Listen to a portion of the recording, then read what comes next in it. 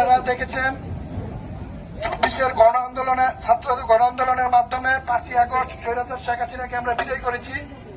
তারই ধারাবাহিকতায় ছাত্রলীগের কিছু গুন্ডা পান্ডারা তাদের মুখোশ পাল্টিয়ে বিভিন্ন রাজনৈতিক দলের সাথে যুক্ত হয়ে কলেজ ক্যাম্পাসে এসে বিভিন্ন ধরনের অরাজকতা বিশৃঙ্খলা সৃষ্টি করতেছে। তারই প্রতিবাদে আজকে আমরা সাধারণ শিক্ষার্থীরা ছাত্রছাত্রীদেরকে নিয়ে আজকে এই মানববন্ধন এবং বিক্ষোভ সমাবেশ করতেছি।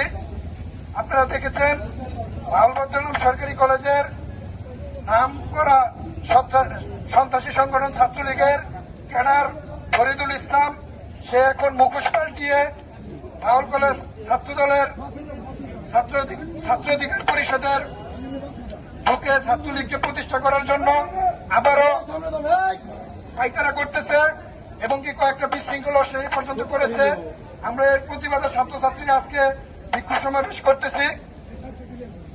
আপনারা দেখেছেন আমাদের ছাত্র দলের কিছু নেতাকর্মীদেরকে তারা হেউ করার জন্য বিভিন্ন ধরনের ষড়যন্ত্র করে আমাদের ছাত্র নেতা বাউল কলেজ ছাত্র দলের সাবেক আহ্বায়ক সদস্য জাকারিয়া হাসান অনিককে, ছাত্র নেতা রবিন তালুকদার, মাহবুব আলম মেরাজকে দল থেকে বিভিন্ন ধরনের ষড়যন্ত্র করে তাদেরকে বহিষ্কার করা হয়েছে। আমরা এর তীব্র নিন্দা প্রতিবাদ জানাই এবং বাংলাদেশ জাতীয়বাদী ছাত্রদলকে আমরা বলতে চাই, আপনারা শুধু সুষ্ঠু তদন্ত করে এই আমাদের ছাত্র নেতাদেরকে আপনারা দলে ফিরিয়ে নেবেন, বহিষ্কারাদেশ প্রত্যাহার করবেন এবং ছাত্র দলের রাজনীতি করার সুযোগ করে দিবেন। এবং ফরিদুলের আরেকটা জিনিস দেখবেন, ফরিদুল একটি মিথ্যা অভিযোগ বাসন থানায় অভিযোগ দায়ের করেছে। এটার মধ্যে আমাদের বাসন থানা বিএনপির স্বনামধন্য রাজনীতিবিদ জনাব তানভীর সিরাজ, বাসন থানা বিএনপির সভাপতি, তার নামে অভিযোগ, তার নাম সহ মিথ্যা অভিযোগ দায়ের করেছে। ছাত্রনেতা অনিক, রবিন তালুকদার, মিরাজ সহ সকলের নামে। আমি বাসন থানা অফিসার ইনচার্জকে বলতে চাই, আপনি সুষ্ঠু তদন্ত না করে কেন এই অভিযোগ আপনি আপনার থানায় এন্ট্রি করলেন?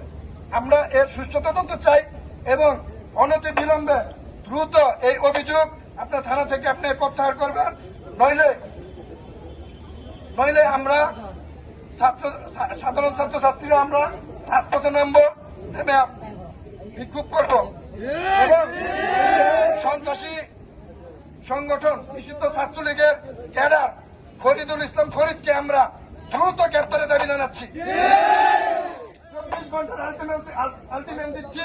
24 ঘন্টার ভিতরে যদি ফরিদ গ্রেপ্তার না হয় আমরা বাউল কলেজের সাধারণ শিক্ষার্থীরা রাজপথে নেমে সড়ক অবরোধ করব, এই হুঁশিয়ারি আমি দিয়ে যাচ্ছি। আজকে 24 ঘন্টার ভিতরে সন্ত্রাসী ছাত্রলীগ ফরিদকে গ্রেপ্তার করতে চাই, এই কথা বলে আমি আমার বক্তব্য শেষ করছি।